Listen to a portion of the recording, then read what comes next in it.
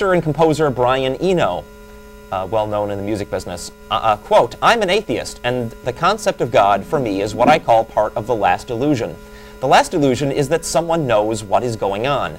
That's the last illusion. Nearly everyone has that illusion somewhere, and it manifests not only in terms of the idea that there is a God, but that knows what's going on, but that the planets know what's going on.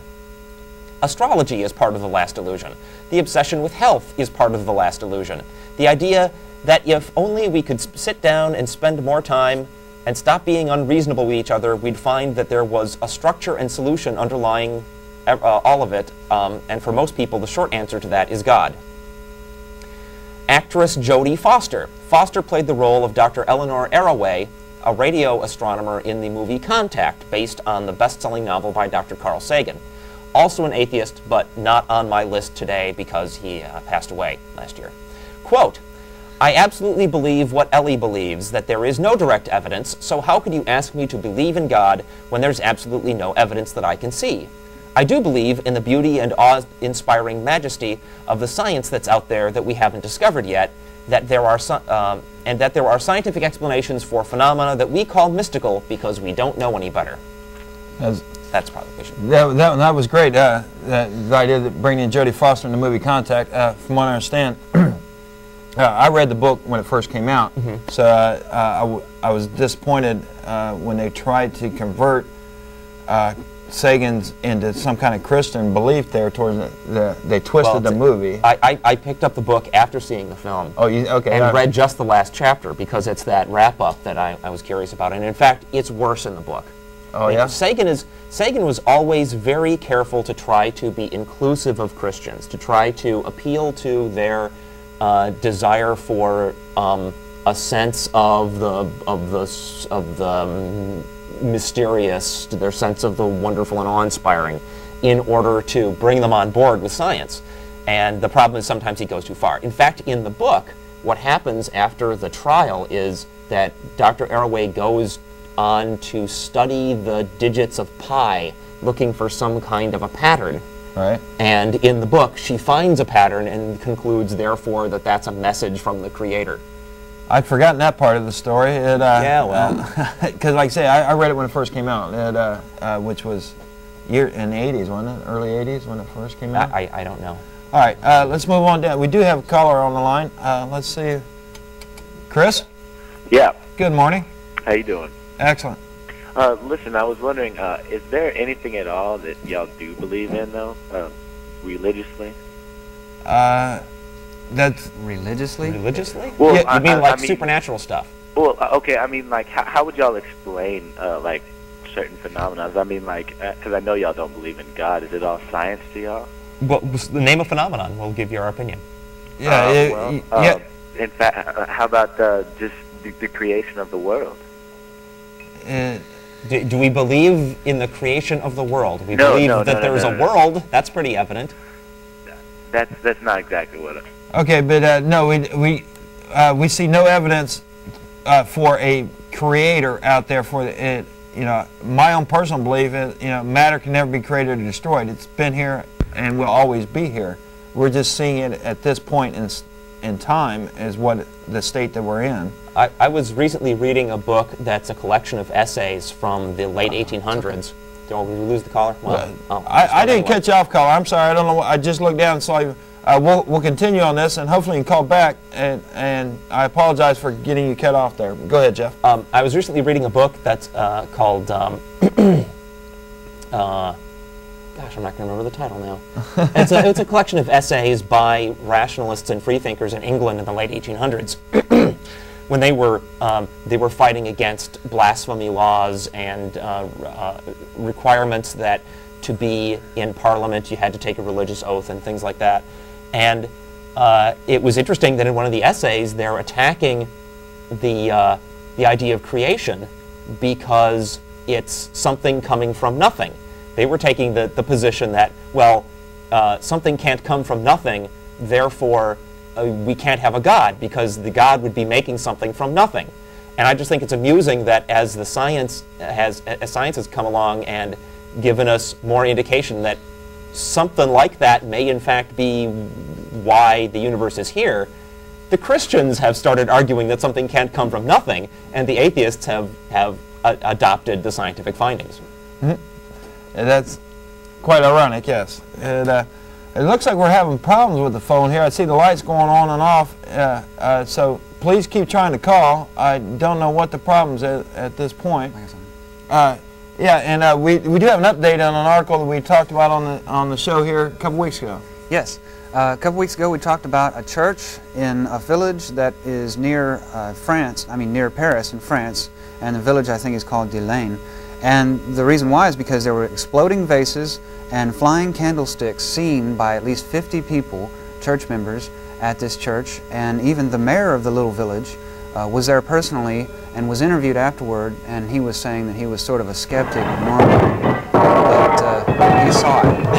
We're working on the phone system. Yeah, excellent. No, that's great. That goes along with it well. But anyway, these things were actually happening, and so I thought about it and had a little trouble figuring out how these things could happen. I mean, exploding vases and flying candlesticks in front of 50-odd people.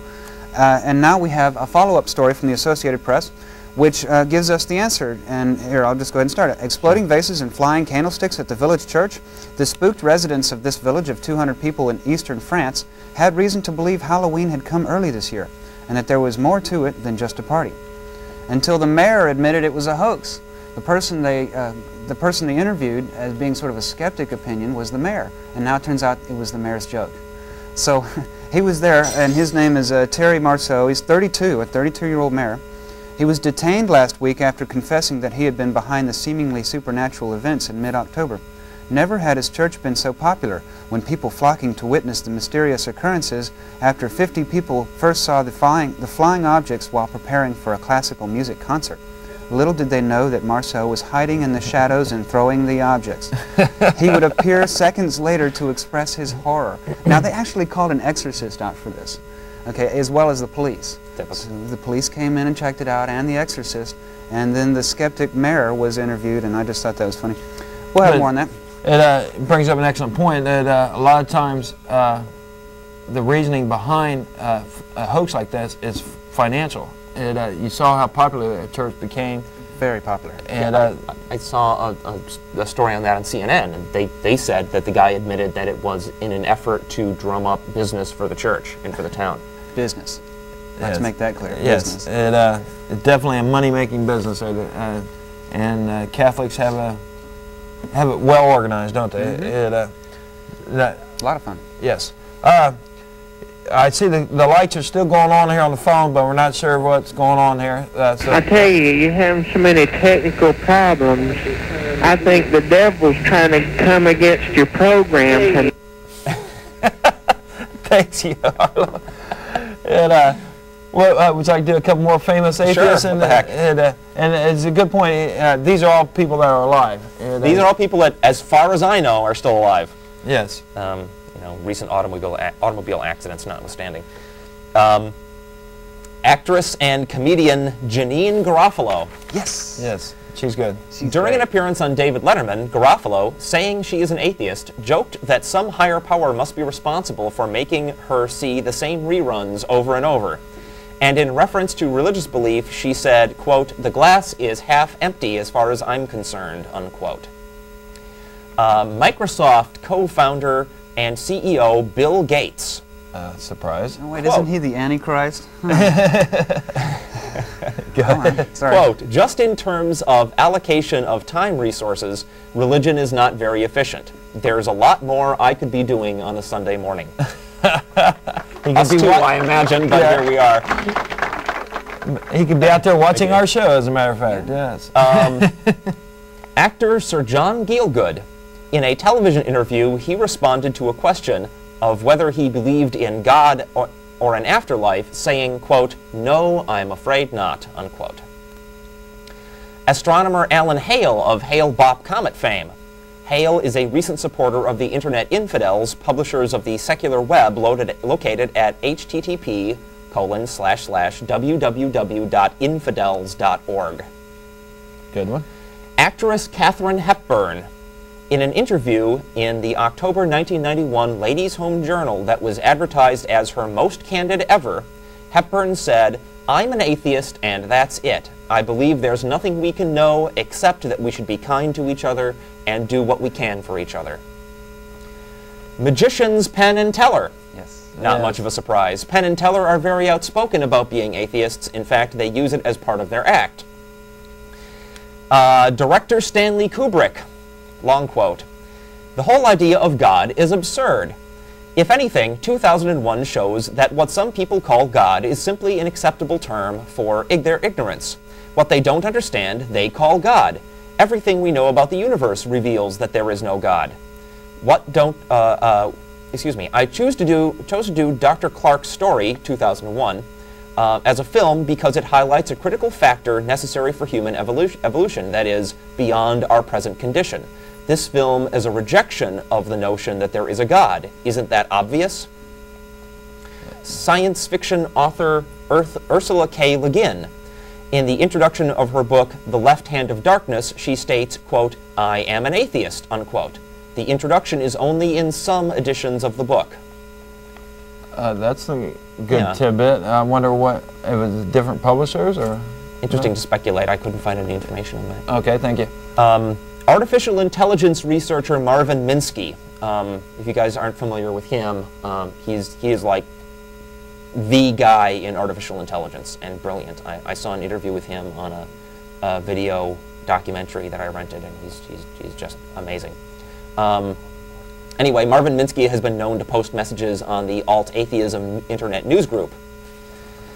And recording artist Randy Newman, that's the short people guy. Yes. Newman has stated many times that he is an atheist. His song Old Man includes the lyrics, "Don't need no God to comfort you, you taught me not to believe that lie." Excellent. Well, let's see if we're getting a word here on the phones. What's the word? There's nothing wrong with the files. They just have nothing on right now. Being too nice. Oh, okay. Come on, folks, call in. Well, I see the lights going on and off. That's why I thought there was problems there because. Are you still blinking on and off? No. Oh, they're telling. Okay, well, we are live November 15th. We're taking your phone calls live on the air. And if you have any questions you'd like to ask an atheist or we're discussing famous living atheists at the moment here, and go right ahead, Jeff. You want me to continue? Yes, you're doing a fine job. Run out at this rate. Yes. Maybe they've decided to ignore us in hopes that we'll go away. Yeah. Okay, actor Jack Nicholson. In a 1992 interview in Vanity Fair, Nicholson said, quote, "I don't believe in God now," but he added that, quote, "I can still work up an envy for somebody who has faith. I can see how that could be a deeply soothing experience," unquote. Film director Roman Polanski. In his autobiography, Roman, it describes him as an atheist. He says he intentionally made his film Rosemary's Baby ambiguous so that it can be interpreted as depicting no genuine supernatural events and that it's just all going on in Mia Farrow's head. That's interesting. I didn't know that. Yes, I didn't know. Yes. Comedian Paula Poundstone. She's good. Yeah, from her webpage at the Mother Jones website. Question. I assume you are a Jewish liberal like myself. Do you have any opinions about why Jews tend to be more liberal on the whole? Answer. I'm quite flattered that you view me as a liberal Jew like yourself. Although raised a conservative Methodist, I am, in fact, a liberal atheist. Many people mistake me for Irish. She's good. Science fiction and humor author Terry Pratchett. If you're not familiar with him, he writes fantasy novels in very much the same vein as the Hitchhiker's Guide to the Galaxy series. Oh, okay. Pratchett, author of the Discworld series, writes in an article titled A Day in the Life of Terry Pratchett, quote, I think I'm probably an atheist, but rather angry with God for not existing. Good one. And, let's do some news. Sure. Come back to this later. You're doing a great job, though. And Joe has a news article here about organ donation. Yep, about organ donation, yeah. Go right ahead. We talk about that frequently, but now there is the big message from religious groups that organ donation is really good. In fact, I found out that the Catholic Church apparently has been supporting organ donation among its people and in general since the 50s. I didn't know that. But there is a new article, and Associated Press brings us this today, in fact. Churches and synagogues across the country will ask the faithful to donate more than a few dollars this weekend. They want their kidneys, livers, and hearts, after death, of course. Tackling a perception that religions shun organ donation, they'll put donor cards in bulletins and encourage families to talk it over. Transplant recipients and people waiting for new organs will speak at services. And then they quoted a Reverend Clark Lobenstein, an organizer of this weekend's National Donor Sabbath, and he is quoted as saying, and this is a reverend, "There is no factual information about the afterlife," unquote. And then he goes on to say, "We're dealing with beliefs. We're dealing with family traditions. We're dealing with what Grandma said. These are deeply ingrained." And let's see, people aren't sure how their religion stands on it, said a man who was waiting for a kidney transplant and plans to speak today at the church. So there's a big turnaround in what a lot of people basically felt about churches, but it is true that they do still oppose a whole lot of the research and the important findings, especially cloning research. Well, and a lot of the religions, well, like Jehovah, would be more against it than the Catholics or whatever else. So from what I understand, not being a Jehovah, but they were violently opposed to it for the longest time, and the same thing. Which with is the odd, you know, inoculations. considering you've got Jesus there at the Last Supper handing out his body. Yeah, they should love it. So who can tell? Anyway, they'll change a whole lot more too to fit with science as time goes on. But you see, atheists in general, most of the atheists I met are all for donor. I got donor right on my driver's license. If I should in an untimely end there, I hope my organs will go on to give an afterlife for atheists there in general. That's what I've said. They can have everything but my gizzard. But your gizzard? I want that for They give later them on. a gizzard transplant. All right. We still are having problems with the phone there, but we would like for you to keep trying, though, because we would like to hear from you. Okay. You have another news article? This Sure. one isn't so happy. In fact, this is more in tune with what I would expect to read. In Jacksonville, Florida, the youth minister wanted to drive home the message to the youth of his church that sin was like playing Russian roulette and running with the wrong crowd, using drugs, and carrying a gun would catch up to you. Okay, generally good ideas. At the end of his sermon before 250 youngsters and their parents, the minister named Melvin Nurse put a .357 caliber pistol to the head and pulled to his head, the head of a youngster, and pulled the trigger. A blank inside the gun flew apart and shattered his skull. He collapsed in the pulpit. No, he put it to his own head. That's it. Okay, I've got it now. He collapsed in the pulpit September 24 and died Thursday at University Medical Center. He was 35. And then an associate pastor was quoted as saying, "I don't know. I didn't know he was going to dramatize it in that way."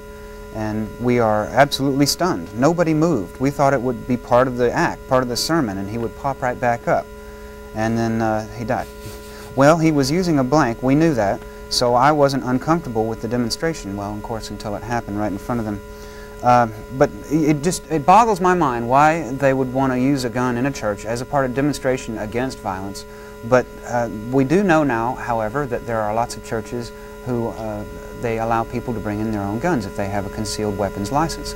And many of the pastors do this too. This is one thing that we're learning. Well, I'm sure that he didn't break any laws. So all right. He Don't just these died. people watch the news? I mean, there have been several instances of people being killed by blanks. Yeah, Brandon Lee. At close range, blanks will kill people. All right. Clue. We will try the phones again here. Sorry. Todd? Yeah, I was just wondering, would you like it if Himmelberger jizzed on your head? That was we went through all that just for that. A little early in the day for him. We are. You are not right. Thank you, Arlo. And good one. As you see, we are taking your phone calls live on the air, and never know what the callers are going to say. I think he needs to undergo the second circumcision. Oh, hey. Second circumcision. Well, whoops, we lost propaganda overboard. Yes. Well, That's okay.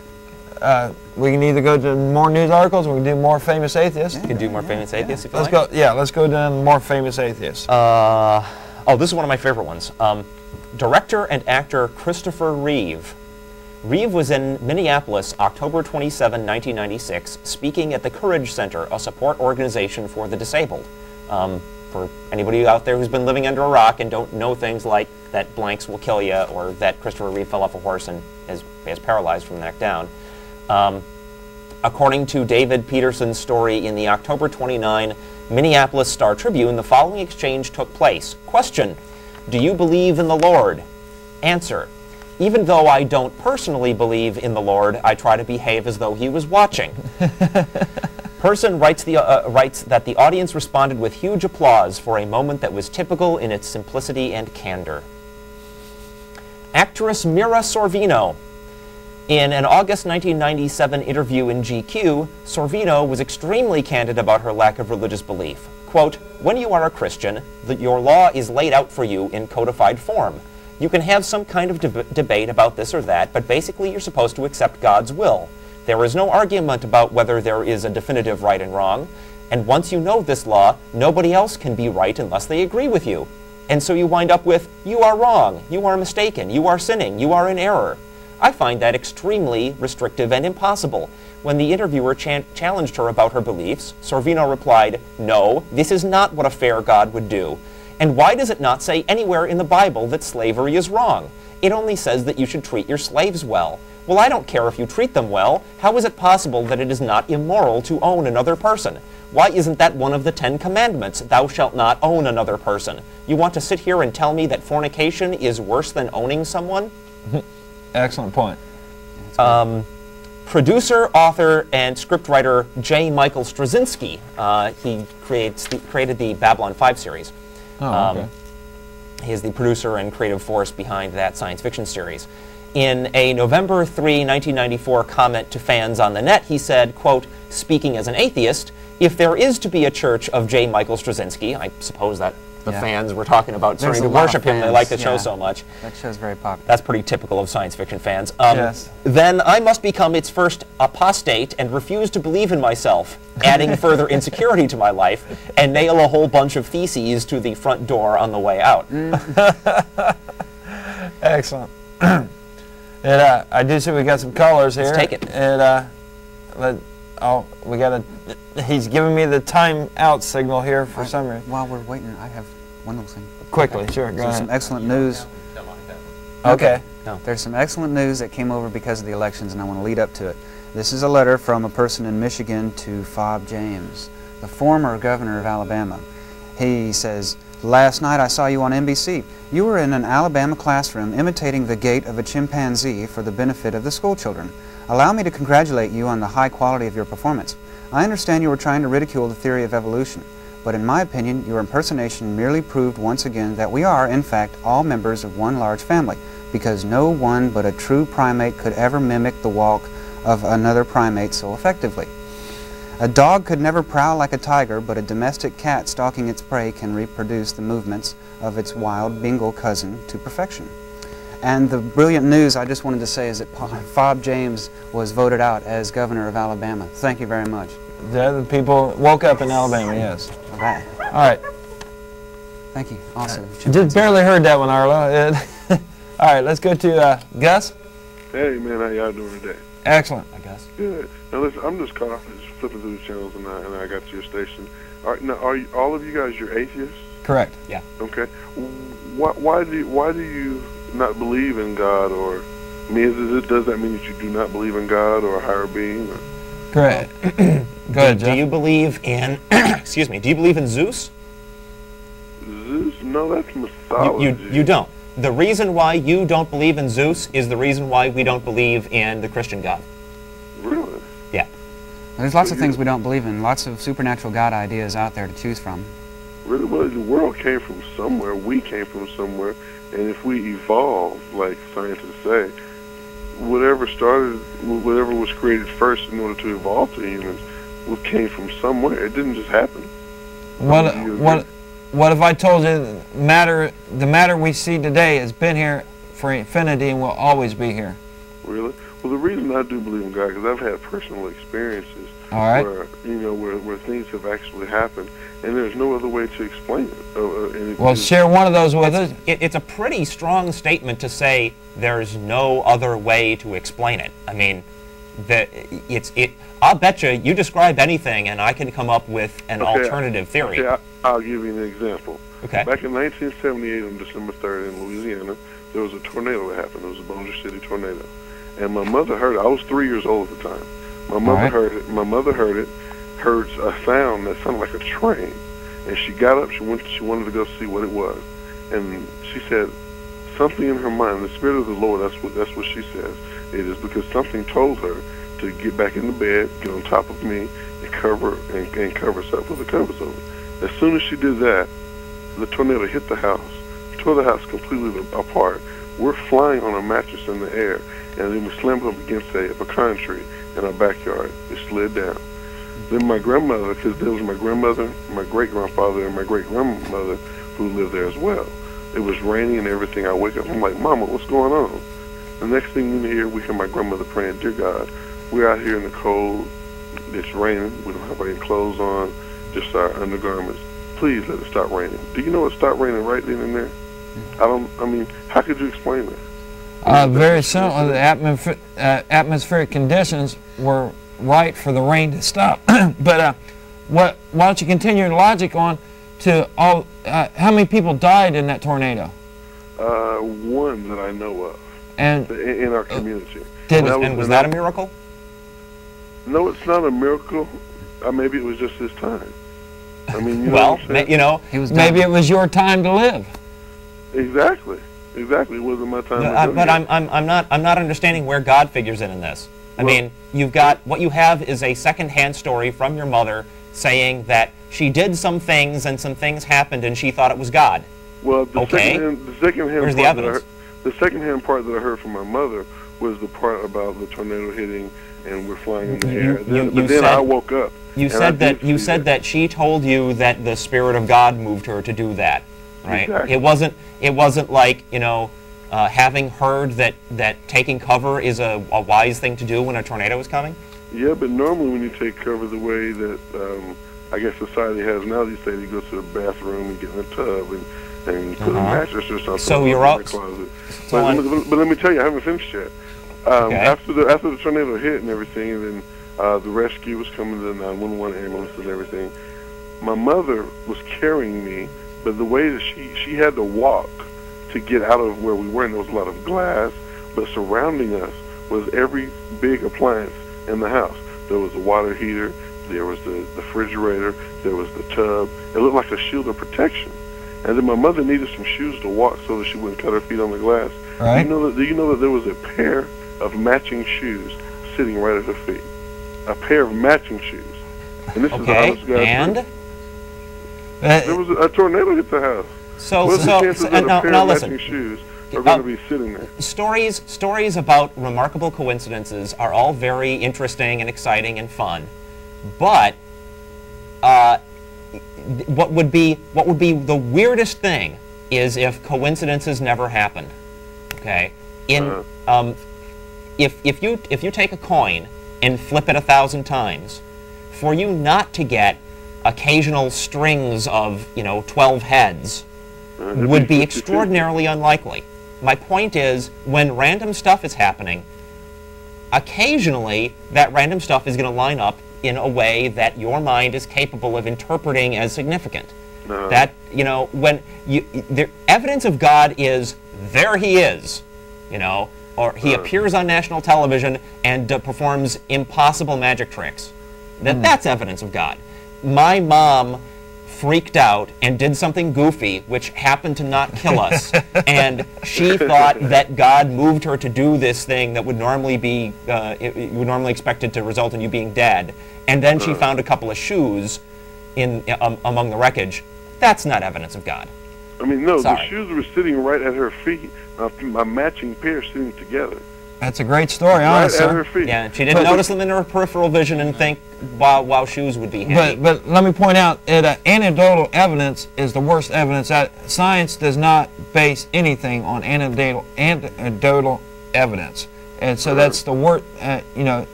It would never stand scientific scrutiny. Can the sound guy jump anytime, in? Oh, just a second. And Arlo wants to make a point. I'm sorry, Jeff. Arlo? Well, one thing, it's not so much a matter of coincidence, but it seems like that you, caller, you're an optimist. Before we go into any more detail, I mean, the fact is, it's bad enough the tornado had to hit your house in the first place.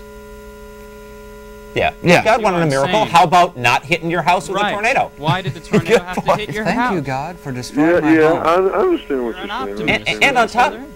And on top of this, you were 3 years old. This is like entirely a family folk tale passed down from previous generations to you. I don't remember exactly everything detailed, but I do remember some of the things that did happen, and I do remember some of it. I don't remember everything. And I'm sure it's totally unintentional, but I'm sure the story has been embellished. And since you said 73 or something, so we're talking, almost 30 years ago. 78. It was in 78. 78. We're talking 25 years ago, 20 years ago. Well, yeah. I do appreciate your call, though. We have a bunch of other callers online. All right. Do you mind if I call back? And cause I got some other things I wanted to share with you. I didn't finish. Sure thing. All right. Thank you. You have a good day. You too. Yes. Yeah. Go ahead. It is point? important to Sure. note that tornadoes destroy churches all the time too. So how could Yes. Oh well. All right. Let's go on down to Duane. Hey, how you doing? Great. Hey, I noticed since I've been listening to you guys' show, there seems to be like a preponderance of black males that call into this show trying to push God on you guys. And I'm a black male. But for some reason, I grew up, when I was a kid, I believed in God and I studied the Bible. And as I got older and older and studied more and more, I began to believe less and less and less, to the point. And the thing is, they say God, but I say which God? Because what makes you believe in the biblical Judeo so-called Christian God over any other God? You know what I'm saying? And another thing I ask, just like you guys said, it was a miracle, but why did he destroy your house? Excellent point. And, I guess it was just the house's time. And the house. And the unfortunate people that died or injured during that same tornado, what did they do? To offend God? Were they being punished or what? Yeah, and see, are y'all familiar with Marx? He says that religion is the opiate of the people. Marx, yeah. Yes. Yeah. See, I believe that's true because to me, I noticed that it seems like people that think of themselves as being powerless and having no hope, those are the folks who the most believe in this God guy. You know what I'm saying? Yes. That they can't change their own reality, and so they go into like a fantasy world, and that their only hope is some kind of miracle. And I don't know, because, I grew up being, a black American, and they were always telling me that the reason blacks were brought into slavery is because we were evil and wicked back in Africa. You know what I'm saying? And God was just punishing us. I've never heard that argument, but to bring us, to make us Christians, we had to become slaves first.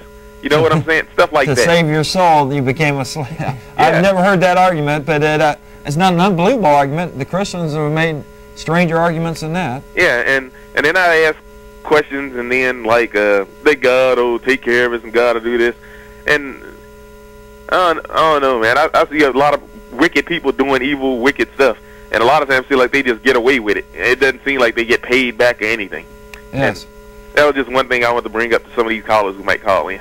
I appreciate that. Thanks for calling. Yes. So, I guess that's the tornado warning. Oh yeah. I thought that was, well, never mind.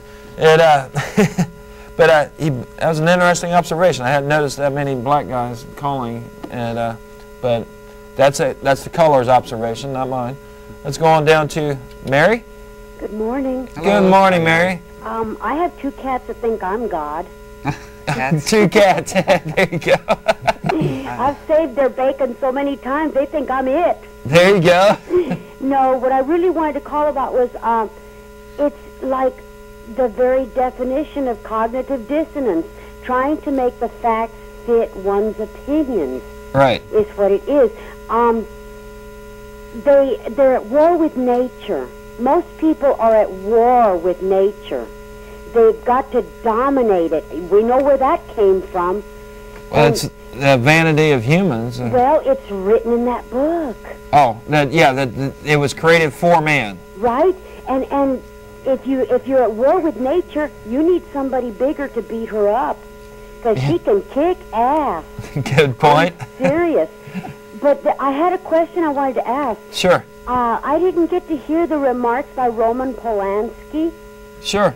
And I wanted to hear that again. Roman Polanski. I think it was a real short one. You said you learned something new. In his, okay. Here we go. His autobiography, Roman, describes him as an atheist. He said he intentionally made his film Rosemary's Baby ambiguous so that it can be interpreted as depicting no genuine supernatural events, and that it's all just happening in Mia Farrow's head. Wow. Yeah, I didn't know that. Now the movie works for me. Anyway, I'll get off and let the other callers call. If I think of anything, I'll call you back. You're always glad to hear from you, Mary. Okay, bye. Bye. I have a small speech to make. Sure. I have 2 cats and 3 kittens who think that I am the be-all and end-all of the universe. I distribute the food, I clean the litter, I give them a home, I wrap them up warm when it's cold. I love my cats. Actually, what I've heard is that cats tolerate humans, so... Just barely, though. All right. Dahlia? Dahlia. Dahlia? Hi, guys. Hello. Good morning. Hi. Good morning. Did I pronounce your name right? No, but I'm that's sorry. okay. You're one of the millions. Well, would you like to have your name pronounced correctly? No, it's okay. Okay. This morning, I'm feeling guilty because I didn't go to church. And now you're calling and talking to atheists. I know, but Yeah. I just want to say that Sure. I agree with a lot of the things y'all talk about. Thank you. I have my own, beliefs. I think we all have our own beliefs. And y'all are funny, but you kind of make fun of the Christians, and I don't know. I laugh because it is funny, but it kind of makes me feel like you're, cutting down people for their beliefs, whatever they are. Well, but you are funny. Thank you. So it's kind of weird that I agree, but then I laugh too. I think it's a defense mechanism. I mean, when there's this giant organization out there that is constantly telling us that we're going to hell for not believing like they do. I mean, if you want to talk about cutting people down, I think we're targets of that a lot. And no, I hate. It's all in good when fun. People make fun of other people for their beliefs for any reason, and I've never said anything about atheists. So, but it's okay. It's funny what y'all are saying. Are all but beliefs I know there's true? people that make fun of y'all. I'm sure there is. Ma'am? Huh? Are all beliefs true, or are some beliefs not true? No, they're not. And you know what? And I've been talking about this lately. A lot of beliefs that we have, they're man-made. Exactly. So they're rituals. It makes sense. A lot of the stuff you say. Yeah, I'm just concerned. I mean, when there's a general attitude that you mustn't make fun of what other people believe, the problem with that is that pointing out the flaws in things people believe is how you distinguish the beliefs that are true from the beliefs that are false. If you're not allowed to criticize, then criticize is fine. And I'm not putting y'all down, please. I get that impression. I know. I'm just trying to explain. But you know the where guy I'm coming about the from. tornado and the tornado noise. That was funny. But this is just what I want to say. I think that we all can believe what we want to believe. There's a lot of stuff I don't believe about Christianity. Where do you? I always love asking questions. Where do you draw the line? I mean, what parts of the Bible do you disagree? I draw the line on a lot of the stuff in the Bible. Give us an example. Some of it doesn't apply to daily life, like the slavery y'all were talking about. Why did God not? Good example. All these questions. But I put all of that aside because I had questioned everything, right? But I put all of that aside, and I swear to you, there were times that I prayed, lots of times that I prayed for one thing, and it happened. I don't know if something within my, my belief, my faith. I mean, maybe you can believe in a, like some people believe in saints. Right. And they believe and they pray and pray and pray for something, and it happens.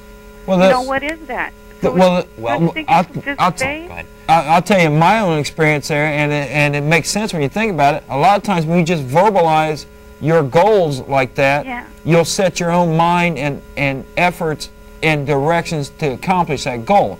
The fact that you pray doesn't mean you get it, but the idea that, hey, I want that new car.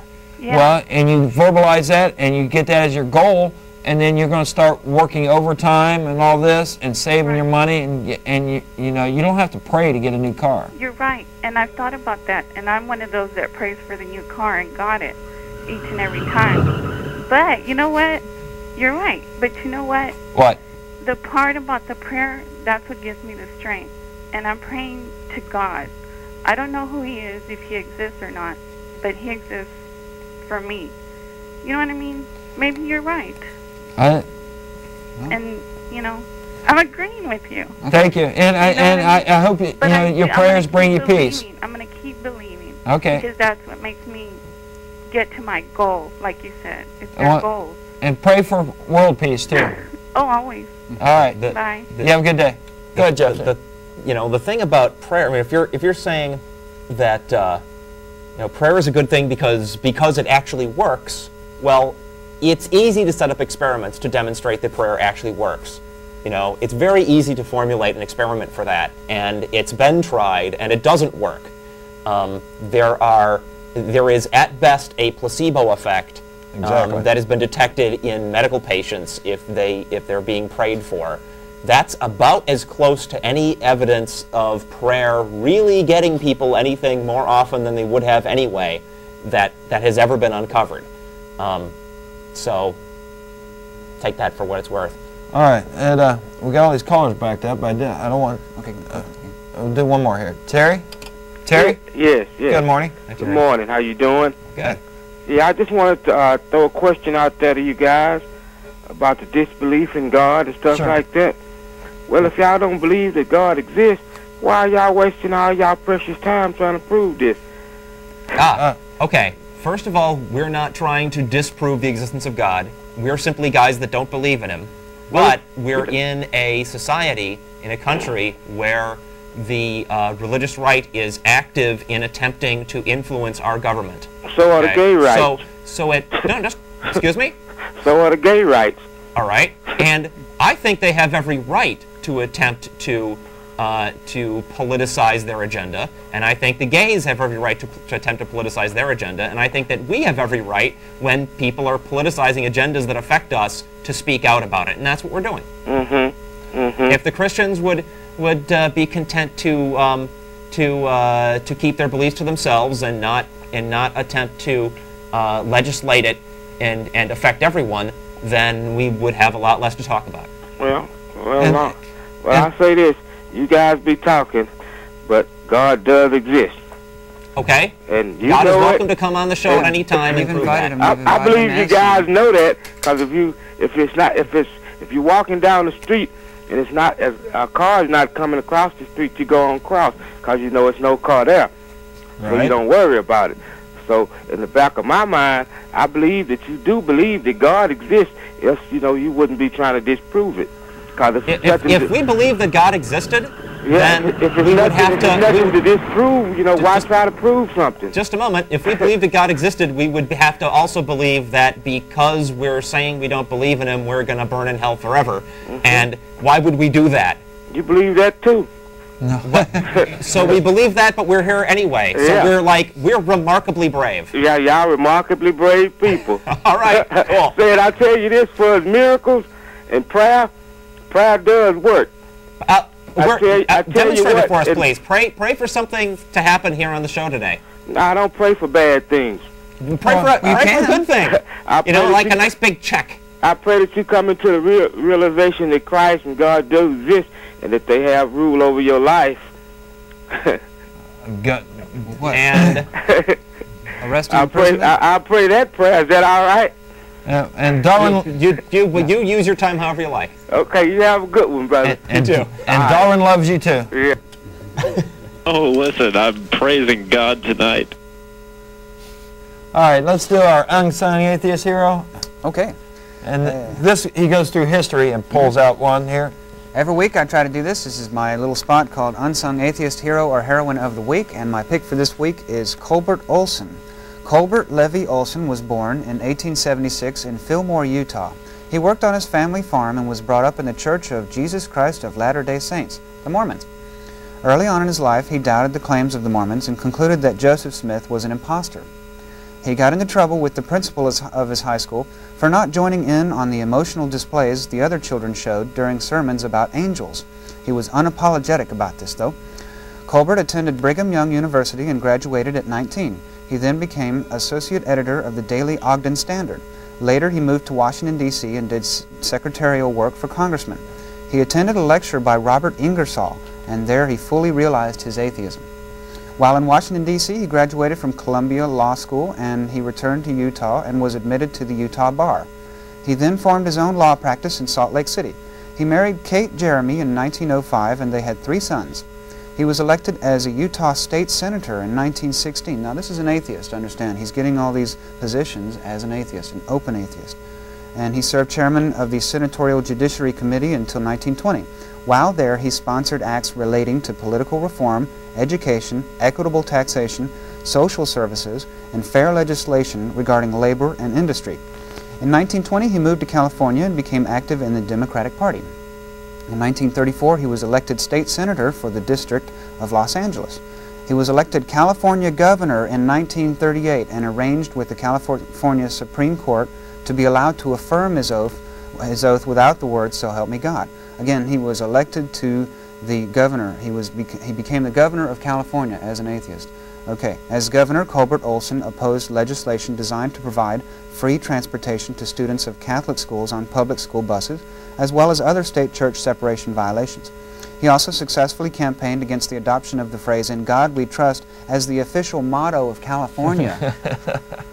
He opposed that, and it didn't go through, so we're proud there. Colbert became a member of the United Secularists of America, and in 1957 he was elected president of that organization until his death in 1962 from pneumonia and other health problems. He is remembered as an atheist in public office, advocating strongly the separation of state and church, while working to expose the dangers of organized religion and the improper activities of religion in government. And we have a quote. Every week I try to have a quote from the person I'm featuring, and this week it's Colbert Olson, Propaganda Overboard. And here's the quote. Quote, "Common sense in the light of all the cumulative scientific knowledge now available tells us that the idea of the existence of a God concerned in the behavior of the human animal on this tiny planet is a superstitious fallacy," unquote. Excellent. Colbert Olson. Glad to see that. Atheist governor. Yeah. Need I say more? Okay. All right, let's go back to our callers then. Jay. Good morning, Jay. Hello. Hi. I had the opportunity to call in last week. Yeah. We discussed a little bit about geology, I guess, and fossils, everything related, whatever. Sure. To that. I got the impression last week that the gentleman in the center was on, along with Ronan, I believe. It tended to me to think that you guys thought that the facts of geology support your position. I was wondering if you do believe that. I'm convinced of that. As far as I know. Okay, I was wondering why that is. It supports the whole Earth theory, and as far as I'm concerned, Well, I mean, but how so? How does it support that? It shows the layers show the Earth's age going back, and then we got fossil evidence back millions of years ago showing what life forms with, single cell life. Inside those layers? Say again? Inside those layers you referred to? Well, in different layers, yes. Yeah. How do you determine that by virtue of the fossils being in there? How can you determine the age by that? That'd be a good question for Arlo, I think. The dating part. Well, if I could just explain a little bit about that, unless you want to have an answer for your question. Okay, go ahead. Arlo, would you like to answer that? Well, what I've always felt confident in are the dating techniques. There's about 3 basic radio dating techniques, which goes down to the subatomic level, so it cannot be faked. And when you have several independent tests coming up with the same dates, it's a wee bit more than just a coincidence. Sir, I'm sorry, I have to interrupt you here. You're talking about dates, and the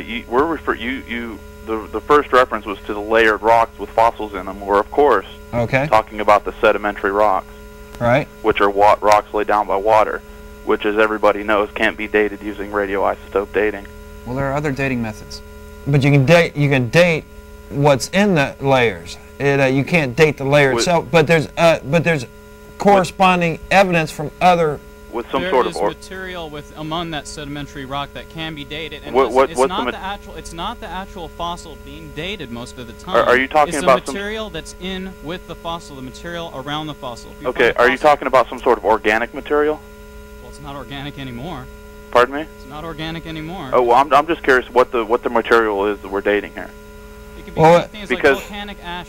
Like take footprints in volcanic ash. I can barely hear you. I'm sorry. I'm sorry. I'm turning this up now. But like for instance, like say a footprint in volcanic ash. It's the ash you're dating. It doesn't matter what's inside the footprint. I'm sorry.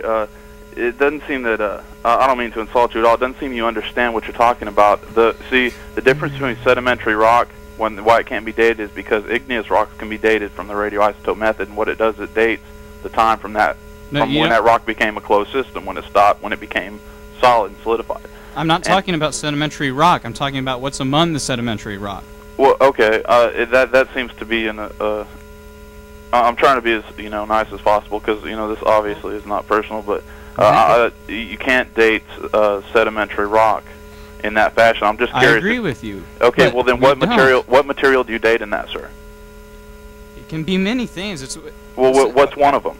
Are you suggesting that sedimentary rock is like pure and there can't be anything else in it? Is that what you're saying, caller? Argon can be found among the sedimentary rock. It's not this. There's no such thing as sedimentary rock atoms. There's stuff among the sedimentary rock like argon, but it doesn't have to be from the actual fossil. It's a rock around the fossil, whatever it is. Potassium. You're referring to dates used for igneous rocks, not sedimentary rocks. I'm wondering what elements in the sedimentary rocks do you use to date them? I submit that sedimentary rocks cannot be dated as an established fact of geology in that manner. You can postulate a date upon what you might assume the layers to mean in a uniformitarianist assumption. You can postulate that, but to date that in any sort of method like radioisotope dating, you can't mix those apples and oranges. They're two different subjects of two different types of rocks. One's used to be lava, one's laid down by water. If they're entwined in the same vicinity, I think it's a fair way to do it. Well, there's no fossils in igneous rocks. Okay, the fossils are in sedimentary rocks that are laid down by water, and you can't date those rocks. Sure, you can find some sort of lava bank somewhere and assume that maybe it's the same age, but to date one rock and then try to use that to say that that's the age of some totally different rock that you're not even dating is tremendous speculation, in my opinion. I was just wondering, what element do you date in the sedimentary rock? That's fine if I'm giving you several examples. I mean, another one would be a tar pit. I'm sorry, I didn't hear an example. Go ahead, sir. I'm sorry. We can't hear you, Arlo. Well, if you're not... Another example, I'm trying, volcanic ash, but also, like, for instance, a tar pit. There's going to be many things among it besides volcanic ash. All the non-datable things. I don't know the names of rocks. I'm not a geologist. I'll go into more detail, but I don't think you know what you're talking about either. You're sticking to the actual rock that is in the shape of the fossil. Well, sir, I'm sorry. You keep saying volcanic ash. Volcanic ash, volcanic rock is igneous rock. It's rock that used to be lava. Okay. Now, if we want to date how long it's been since that lava became a closed system, I have no argument with you there at all, sir. But what I'm trying to relate, I have asked you for example, and I'm sorry if I didn't express myself clearly enough for you to understand that. That's my fault. But I am asking you, perhaps once again, all right. What is it that, and I guess it is somewhat of a rhetorical question, because sedimentary rocks cannot be dated in a fashion, especially over long ages that you're referring to. And if you're referring to something organic, it's obviously broken down. I mean, its DNA couldn't even last 10,000 years. Right, but there's evidence of plant and animal life that would correspond with ages from other evidence that we have. You're right. You cannot you cannot use radiocarbon dating on sedimentary rocks. You're absolutely right. Okay. But the evidence on the plant and animal life form that existed there follows all our theories of evolution and everything else. So it's not just one piece of evidence. Well, how did you know? I'm sorry, but how do you know that it follows your theory if you can't date it? Because it falls in with all the other evidence that we do have out there. There are even more examples if you want me to give more, and you can date it. I mean, an entire avalanche animals can be fossilized, or a mudslide, and it's not all sedimentary rock. It's not going to be 100% sedimentary rock. The chances of that are extremely unlikely. An animal intakes material that does not rot away. all the flesh and all the bones, yes, but there's going to be things like it's either argon or potassium. I think it's argon that's going to be left. That's a gas, sir. Right. That's gas. It's an trapped in atom. igneous It all rocks. comes down to an atom. That's gas trapped in igneous rocks. Potassium, argon. Okay. So that's gases trapped in igneous rocks. That's lava rock. That's not sedimentary rock. Now, okay, we've beat this to death. I pretty much. Okay, but you had another point that you'd like to make, or is that the only? Is there another point? Well, no, I guess that was basically it. I guess perhaps I could call back in. Maybe next week, and I hate to ambush people with something. Just bring you it did up. fine. Go ahead, go ahead and read up on it. And maybe we could speak more directly about the sedimentary rocks. How old do you think the Earth is? How old do I think the Earth is? Yeah. Based upon, well, you see, that's interesting because Robert Gentry did some work, not with the sedimentary rock, but with the rock that you're referring to, the igneous rocks. Right. And with radiometric data of polonium-218, he found the radiometric halo in there of 3.5 minutes. It had a half-life of 3.5 minutes in solid granite. So what we have evidence. I could assume a great many things on how old I think the Earth is, but based upon the empirical scientific evidence, that right there says that the granites of the Precambrian granites were formed instantaneously within 3.5 minutes based upon the radio halo. Well, that's sir, the most amazing claim sir, I've heard on this show yet. yet. You can laugh if you want, sir, but if you'd like to refute Dr. Robert Gentry of the Oak Ridge Laboratories work, that you can feel free to do that. Yeah, I would definitely have to do some more research on that because I've never heard the gentleman's name. Robert Gentry of the Oak Ridge Laboratories is his name. He has the scientific evidence was reported in the Science magazine. Excuse me.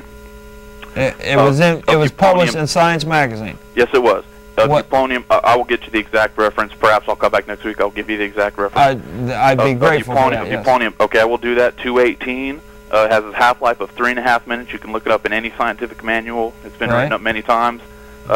And again, I'm not making an assumption on that. I'm just reporting to you the scientific data. That's all. I'm doing. Okay. I do appreciate your contribution. Thank you. If I could please. Jeff? Oh, go ahead, Arlo. Well, I just want to add one more thing, and this doesn't have to do with atomic dating at all. But if you count up the fossils that we have found and include the fossils that must be out there, that's way too many animals that could fit in an ecosystem only 6,000 years old. That's regardless. Well, I don't think he addressed that question as to how old he felt the Earth is. I think he addressed something else differently. But the whole idea that it was created in 3.5 minutes. Arlo? Oh, yes. Can you answer a question for me? Okay. I should have asked the caller this, but I'll ask you. I came on. I'm sorry. The guy was talking about a half-life of 3.5 minutes. How does he get from that to the layer had to be laid down within 3.5 minutes? You see, what does that mean? I don't know. I mean, if you discover something that decays at 3.5 minutes, I don't really see where he was going with that. I mean, that doesn't mean everything does. I don't know. But I mean, does the material stop decaying once it has been formed? No, it never stops. It's at an exponential rate. So how does its half-life of 3.5 minutes lead to the conclusion that it took 3.5 minutes to lay down the layer? I'm not sure. I'm sorry. If, I didn't understand that one either. He wants to call back. I was wondering whether that made any sense. All right, let's go on down to Ed. Yeah, hi. Good morning. Morning. I heard you talking about the organ donation earlier, and I also believe that's a very important thing to get people involved with. But I'm a law student as well as an atheist, and so I had a little something extra to add. I noticed you all mentioned that you register yourselves as organ donors on your driver's licenses. Correct. And I just wanted to let y'all know that that may not always be sufficient, particularly for younger atheists, below the age of 18. I'll quote you the law here. Thank you. It says a person younger than 18 years of age who does not have testamentary capacity may make a gift on the person's driver's license or personal identification card, but that gift is not effective without the approval or consent of the person's parents or legal guardian if the person is younger than 18 years of age at the time of death. So what you can do to get around that, and also get around maybe family members who object to your organs being harvested, is to get yourself a donor card. And basically that card is just it just states that you wish to donate your organs, and it has to be witnessed by 2 other persons, and those persons also have to sign the card in your presence. So I just thought that I would bring that to your attention. I appreciate that. Excellent point. All right. You have a good day. Yes. And I'll take his word that he was a lawyer, but it An atheist law student, I was going to say, if we Yeah. had him on for another minute, it'd be great if he became an atheist lawyer and actually helped atheists in court, because that's something that's very hard to find. Yes, there's quite a few cases there that he could probably help out with there. Let's go on down to James. Hello. Good morning. Yes, I just have a couple of questions. And Sure. By no means do I mean to be disrespectful at all. One is, what made your decision to become atheist? That's a great question. We get that all the time. I did the research on the history of the Bible and found out what a man-made instrument it really was. And I was actually baptized in the Methodist Church, and most of the people that I met through the church I felt were hypocrites. And so just my own personal experience with religion and the history of religion. And if you'd like to hear these two guys' answers, would you, Joe? Now that I'm on, yeah. Sure. 9 years of Catholic schools and being forced to read the Bible. I read it cover to cover before 7th grade. And that had to be the book that was most instrumental in me dropping all scientific, all superstition, I mean. Well, let's hear Jeff's answer. For me, it was more of just a slow erosion of my religious assumptions, and eventually I got to the point where I realized that the sort of reasoning necessary to leap to the conclusion that God existed was a sort of reasoning that I wouldn't use for anything else, and it wasn't any more valid for God than it would be for, you know, the tooth fairy or other claims of supernatural things, so I just dropped it. Such as Santa Claus. All right. Yeah. Great pumpkin. I see what you're saying. Okay. Another one is, if you don't believe in God, do you believe in any, as atheist? I'm not sure. I don't know much about the atheist belief, but myself, I'm not atheist. But if you don't believe in God, do you believe in any other type of a higher being? Just curious. I mean, something created something? No, we have no I have no personal beliefs on or about the supernatural. Atheists are such a wide variety of people. You know, I hate to say that I represent all atheists. Right. But I don't believe in devils, angels, soul. That's all myth. And the only higher power I acknowledge is the IRS. But anything other than that, we know they're real. Any other? Oh, go ahead, Jeff. Yeah. I don't directly know of the existence of wildly more powerful beings than me, but I can certainly point to some human beings that I think are people I look up to and respect. And I don't find it much of a stretch at all to assume that somewhere out in space we could probably encounter beings smarter than ourselves. But I have no direct evidence of them. On those on Earth, what I'm talking about is those human beings you said you respect, and do you follow those type of human beings? Or do you form your own opinions about it? I form my own opinions, and if I happen, if in the course of forming my own opinions, I happen to locate some other people who are thinking the same kinds of things as me, and I agree with them, or they cast new insights on things I was already kind of thinking, or they even get me to change my mind about things in ways that I'm impressed with, then I'm impressed with those people, and I'll pay more attention to what they're saying. Yeah. But you know, it's on a case-by-case basis. Right. Do you ever question it? I mean, of course. I'm not saying that Christians are solid in their faith at all, because believe it or not, when you have a death in the family, and what they believe usually is that God answers their prayers in a different way or for a particular reason. I read a book, Embraced by the Light, and that's I'm not sure the author's name, but that was quite a book, and for even those powerful males that have that high testosterone level, I guarantee that would probably make them shed somewhat of a slight tear at the end. But that's not my point. My point is Christians, even as Christians, they question their faith, or they question the existence of God. Do you ever question the non-existence of God?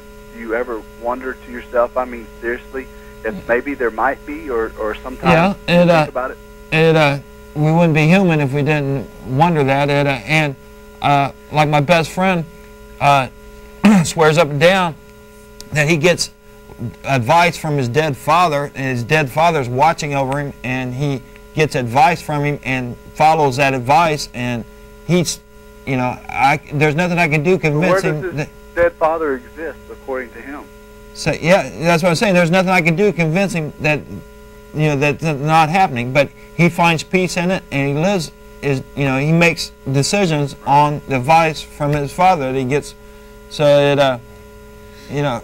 But I think the caller was asking us about. Yeah, that's what I'm saying. But you know, he is so convinced. It makes me wonder sometimes. You know, because you know, because he lives by that advice and does good by it, and you know, good things happen to him because of that. And so, how am I going to, you know? Do you ever continue to search to determine maybe if you are not yourself wrong, such as Christians might do to themselves, to determine maybe if they aren't wrong? And that's most. I know, like you said, you were a Christian. Next thing you know, you become atheist. You know? No, I try to remain open-minded, and at this point, no one's even come close. Right. You was going to say something, Jeff? Oh, yeah, I'm always willing to look at new arguments and new evidence, but I've always been surprised at how little there is in the way of new arguments or new evidence. Point. It's pretty much Good the point. same old arguments and the same old evidence quoted over and over and over again. It doesn't get any better with retelling. Right. I see what you're saying. Well, anyway, I just had some of those questions. I was just curious about it. Myself, personally, I don't believe in atheism. I believe in my God, whether he's not the same as other people's gods. He's mine, and that's what I believe in. But I appreciate your courtesy and your answers to my questions. Thank you. All right. Thanks for calling. You have a good day. All right. I see Mary's back. Let's see. Mary? Oh, he started talking about carbon dating, and it gives me a headache to let people get away with some of this stuff. Mary's a very intelligent caller here. Yes. Hopefully you can give us more insight into that. It's not reliable to date igneous rock because it doesn't have carbon in its superstructure like the organic living systems do. Right. The hydrogen and the oxygen is given off, and you're left with a little tiny bit of nitrogen. Sometimes that's lost through processes, but the carbon structure is the most reliable atom to date. That's why it's called radiocarbon dating. And to say that we should be able to date igneous rock is to muddle the question, because we're looking for the truth here. We're not looking for who's right or who's wrong. Right. And I've never done radiocarbon dating. I've studied the process because, well, I quit before I became a scientist. And that gets to the other problem. You got to be careful with a lot of the science you get over the telephone, is because most of these people do science for the government or for the military. And that is not unbiased, pure science, okay? Good point. Okay, that's all I wanted to say. Thanks for listening to me. Thanks. Bye. Or they do their science for the church. Yeah, they have a goal set in mind, and science does not start out with set goals. All right, let's go on down to Gus. Hey, man, this is Gus again. Hi, Gus. All right. Listen, man, I was just calling to, you guys touched the subject about the Bible earlier, and you were saying that it's written by man. And, you know, I understand that's true. Right. But, I mean, do you think that, because sometimes I have doubts myself, just like you said earlier, you may have doubts that there may be a God. But sometimes I think, you ever think that maybe back in the old days, when I guess life was first started, that they created a faith or religion to kind of give people hope, something to look for? Because imagine if there wasn't a God, if there wasn't a religion, if everybody in the world didn't believe in higher power.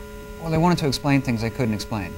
Fire, lightning, earthquakes, and it did give people a little bit of, I don't know, reassurance, I suppose, to know something, even if it's not true. But over the years, science has gone and found the real answers to those things, and slowly but surely, religion has always given up credibility and space on the believability, and the story has retreated quite a bit over the years. So do you guys believe in the Big Bang Theory, where two big asteroids and whatnot collided and all of a sudden the universe was created? Well, that's not how the Big Bang worked, right? But, yeah, the evidence for a Big Bang is it's out there. It's been supported on several different fronts there. So, yeah, there's quite a bit of evidence to support the Big Bang Theory. The difference between science and religion, sir, is that nobody had come up with the Big Bang out of thin air. What happened was there were observations that needed to be explained. And the explanation to fit the observations was,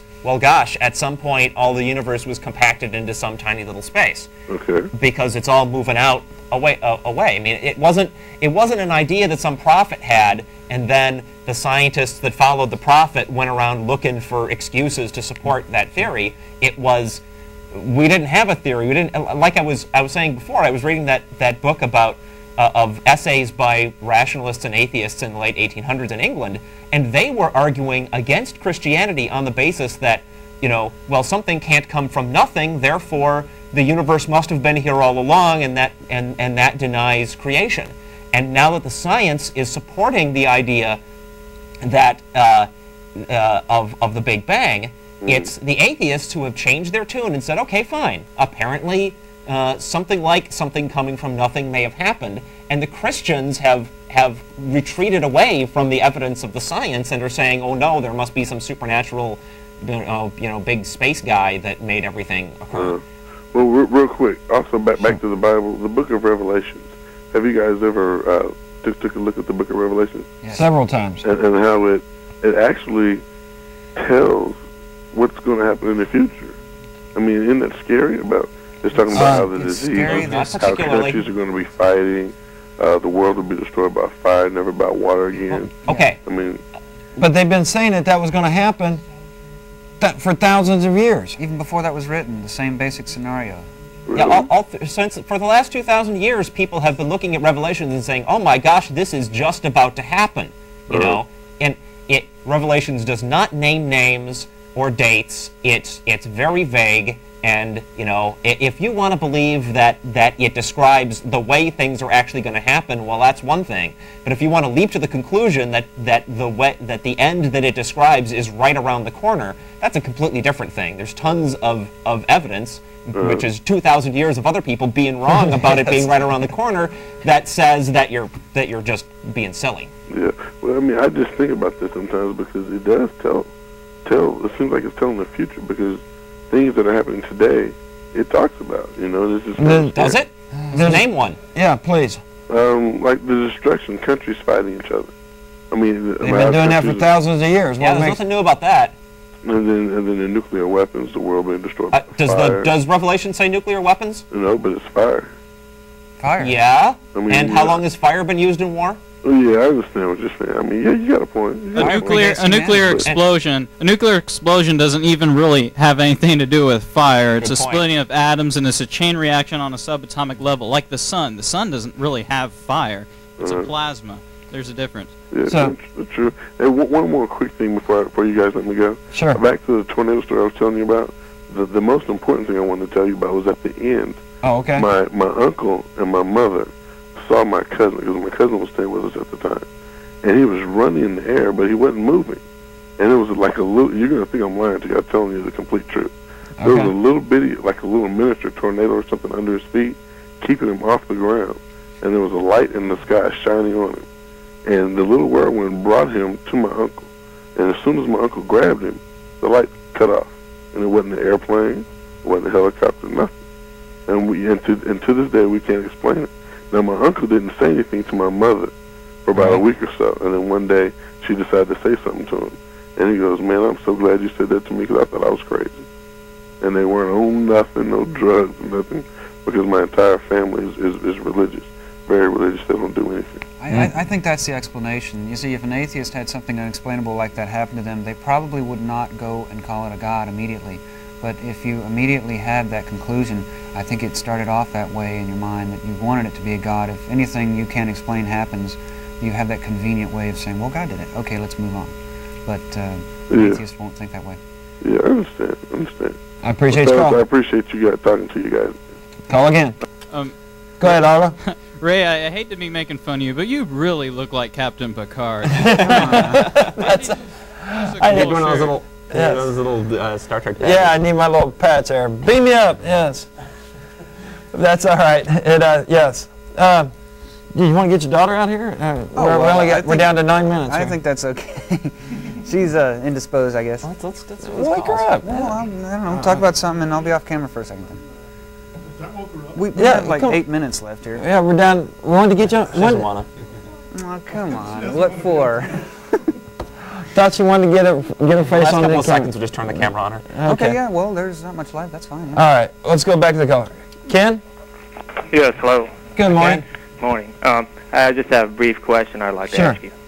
Okay, I'm assuming that as atheists, you don't particularly like to look at the cross. True. That represents something that really you don't believe in, right?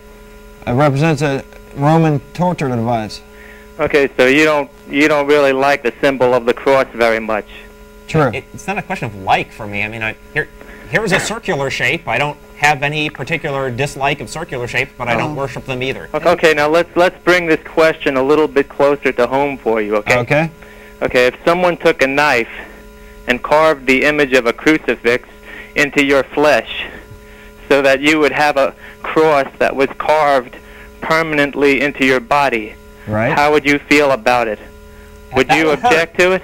Yes, I would object to it. Well, what if everybody felt that it was good for you to have that cross carved into your body? Wouldn't matter. Everybody would be wrong. All I would have to do is connect the ends with 4 lines, and it would be a kite. Now that's productive. Or make it a swastika. Is this leading somewhere? Yeah. Yeah. Okay. I just want to say that if you would object to that, having somebody carve something into your body without your permission. Yeah. Now, if you could understand that, then you'll know why I've been trying to fight against male genital mutilation in the United States. I know you. Okay, male genital mutilation. Hey, we've met. I think we meeting? spoke on the Guadalupe Street, didn't we? Right. Ken, Yeah, right. Oh, thanks for calling. Yeah, I appreciate your point. And quickly, you got any other points you'd like to make? No, that's it. You know. All right. You have a good day. Yeah, that was Kenneth. He's been to our meetings a few times. We know. I disagree with circumcision. There's really no medical evidence to support for doing it. From what I understand, there's only religious tradition for doing circumcision. So I appreciate your cause there, but keep working at it. You wanted to do that Scientology? Well, yeah, we just got a little report here. Scientology Church has been charged with crimes in Clearwater, Florida. Now, I'm going to be real careful here. I'm reading verbatim, okay? In Clearwater, Florida, authorities filed criminal charges against the Church of Scientology for the 1995 death of a woman whose family says she was trying to leave the church. Lisa McPherson's family said she was held for 17 days against her will at a church retreat. She became severely dehydrated and she died. The Church of Scientology is accused of abuse or neglect of a disabled adult, a second-degree felony, an unauthorized practice of medicine, a third-degree felony. The church contends she was taken there to recover from a mental breakdown and became violent and refused foods or fluids. If the church is convicted of the charges, the most it would face is a fine, said the lawyer for the family of the woman who died as a result of the Church of Scientology. That's all I'm going to dare to say. All right. Yeah, and when we leave here, we're heading down to the bagel shop down at 5th and Wiwaka, and we'd like invite everybody down. Would you like to come on camera now? Okay, come on out here. We only got. I don't have a chair for you, but anyway, this is my daughter. Yeah, she did the opening music for us this morning. Get her on Get camera. Yeah, you can get behind us here, behind Joe. Yes. Here, what's your name? Bethany. Oh, well, it's kind of hard to hear, but that's great. You did a great job on the Yes, the song there. Yes. What song was that? Beethoven. We're not sure exactly which one it was, though. I think it was number 9. All right. Well, one reason why I wanted to have you on to do some Beethoven on our show is because Beethoven was an atheist. Oh, yeah. Very good. I didn't know that. Well, yes, definitely. In fact, there are many great composers of that time period and of that caliber who are also atheists. Several of my favorites. I had a list. I should have brought it, I guess. Right. Anyway. You did a great job. Thank you. And let's go on down to no. Todd. Hey, how's it going? Great. All right. I have a few points I want to bring up. Quickly. First of all, I wouldn't call myself an atheist because I'm a believer in life, if that makes any sense. I definitely don't have a religion because it's just all, I think, in the way you live, and it's all about giving back to the earth. But if you think about it, I mean, the way I look at things, you can take something out of our body, and it can live in a petri dish on its own. Like, you can take cells out of our body, and it can live by itself, but it's still a part of us. You know what I'm saying? And when I think about us, I think of us as being part of a larger being, which is humanity on a whole. And we're all direct, and we're all connected consciously because our brains, we are psychic, whether we like it or not. Psychic. Consciously, we are. Believe it or not, we are. There's really no evidence of psychic abilities. I'm talking about, like if things are going on in my family, I can usually feel it before I get contacted by telephone and by other things. You can make $1 million from James Randi if you can prove that there's really anything going on and it's not just your imagination. I'm just bringing up some points. I'm not saying it's, you know, I'm not a scientist and I'm not here proving any points at all. I'm just no, but you're coming on our show and you're telling people we're psychic whether we like it or not. And my response is prove it. No, I'm just saying as humanity we're all connected. All right. On a certain level. We all have things in our DNA. We learn knowledge and that DNA is passed on. And that knowledge is passed on. The things that we learn to survive in this life goes on to the next generation, and that goes on to the next generation. That's how evolution happens, you know? No. Evolution is the change in the genetic. That's how like, you know, recorded information gets passed on. That's not evolution. That's how religion gets passed on, yes. All right. Okay, anyway, the point that I was trying to make was that if you take us and put us all together, we're part of a larger being, which is humanity. And humanity is part of a larger being, which is Earth. And Earth is part of a larger being, which is this galaxy. And that's part of a larger being, which is the universe. You know what I'm saying? No. And so I'm saying I don't know what you're saying. In what sense is the universe a being? And I'm not climbing into any Petri dish, okay? And I'm sorry there, Todd. I'm down to 2 minutes. I got to go. Thanks. Okay, please call again. All right, Ed. And if Ed does it quickly, we'll do it. Ed, we're down to 2 minutes. Quick. Morning. Ed? Yeah. We're down to 2 minutes. Okay, I'm sorry, hold on. Yeah, I just wanted to say that if God is truly all-powerful, isn't 3.5 minutes still too long? I mean... Well, that's a good point. We got an hour and a half. And to the Star Trek, you know, the, who was it, the continuum would be much stronger than God. There you go. So, excellent point. That's my point. Thanks a lot. That was a good call to end on there. Any callers that are still on there that didn't get through, our voicemail number is 371-2911. Feel free to call there. Come down to the bagel shop. Meet us in person. That's West 5th and Lavaca. Like to thank everybody. Vic, Keith, David, Jim's in there. Arlo, and Bethany, and I'm sorry, I forgot your name. Lauren. Okay. Bethany and Lauren.